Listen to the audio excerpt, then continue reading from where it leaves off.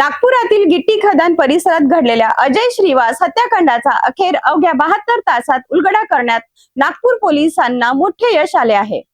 पत्नीने पाठवलेल्या घटस्फोटाच्या नोटिशीच्या रागातून पत्नीनेच रचला होता हा रक्तरंजित कट। 16 मे 2026 रोजी नागपुरातील गौरूखेडे कॉम्प्लेक्स परिसरात अजय श्रीवास या युवकाची धारदार शस्त्राने भोसकून हत्या करण्यात आली होती। या घटनेमुळे संपूर्ण परिसरात खळबळ उडाली होती। प्रकरणाचं गांभीर्य लक्षात घेत नागपूर पोलीस आणि गुन्हे शाखेने समांतर तपास सुरू केला। तांत्रिक पुरावे, सीसीटीव्ही फुटेज आणि गुप्त माहितीच्या आधारे पोलिसांनी अवघ्या 3 दिवसात या हत्याकांडाचा पर्दाफाश केला। या प्रकरणातील मुख्य आरोपी उमंग चंद्रशेखर दळवे आणि त्याचा साक्षीदार संदेश अनिलराव भोसले यांना पोलिसांनी अटक केली आहे। पोलीस तपासात धक्कादायक माहिती समोर आली आहे। मुख्य आरोपी उमंग दळवे याची पत्नी आणि मयत अजय श्रीवास हे एकमेकांच्या संपर्कात होते। याच कारणावरून पती पत्नीत सतत वाद होत होते।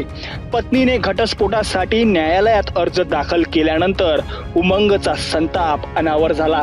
अजय श्रीवास याच्यामुळेच आपले घर उद्ध्वस्त झाले अशी समजूत करून आरोपींनी हत्या करण्याचा कट रचल्याचं तपासात उघड झालं आहे।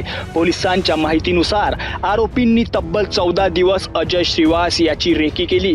त्याच्या येण्या जाण्याच्या वेळा, रस्ते आणि हालचालींवर सतत नजर ठेवण्यात आली। अखेर 16 मे रोजी संधी साधून आरोपींनी अजयवर धारदार शस्त्राने जीवघेणा हल्ला करत त्याची हत्या केली। या संपूर्ण कारवाईत गिट्टी खदान पोलीस, क्राईम ब्रांच युनिट 2 आणि सायबर सेलच्या पथकानं महत्त्वाची भूमिका बजावली।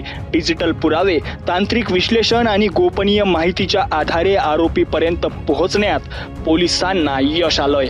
पहिला मुख्य आरोपी उमंग चंद्रशेखर दळवे, वय 44 वर्ष, राहणार पहाडीवाले माता मंदिर, गणेशपेठ, आणि त्याचा साथीदार संदेश अनिलराव भोसले यांना अटक केलेला आहे आणि पोलीस ठाणे गिट्टी खदान यांच्या ताब्यात पुढील तपासाकरता दिलेला आहे।